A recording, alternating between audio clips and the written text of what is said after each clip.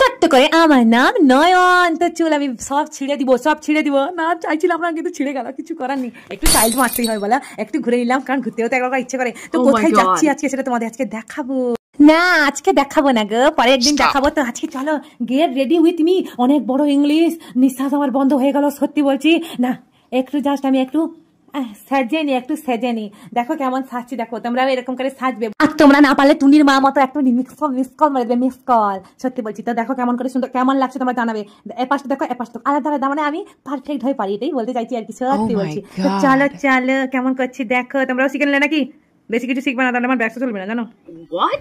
আর করতে হবে না ভাই, তোকে আর করতে হবে না। অন্য কিছু দেখা, তুই অন্য কিছু দেখা, তোর ভিউজার্সরা পালিয়ে যাবে, পালিয়ে যাবে। প্লিজ তোমরা যেও না, প্লিজ তোমরা যেও না, প্লিজ প্লিজ প্লিজ। তাই একটু ভেসলিন লাগিয়ে নিলাম ঠোঁটে, নাহলে ঠোঁট ফেটে যাবে মাটির মতো। গরম মাটি যেমন জল না পেলে ফেটে যায় সেমন। তো বাবা তুই তো আবার রক্ত খাবি রে, রক্ত?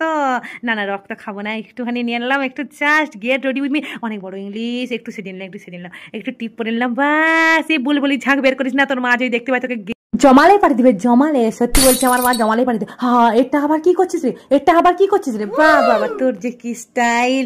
না গো স্টাইল না, একটুখানি সাজছি, বুঝতে পারছো না? একটু দেখা করতে যাচ্ছি বয়ফ্রেন্ডের সঙ্গে। বয়ফ্রেন্ড না, বয়ফ্রেন্ডের টয়ফ্রেন্ডের সঙ্গে দেখা করতে যাচ্ছি। তো তোমাদেরকে দেখাবো না আমার টয়ফ্রেন্ডকে, একটু পরে দেখাবো, ঠিক আছে? যদি ভালো লাইক কমেন্ট শেয়ার করেছে, অনেক ধন্যবাদ।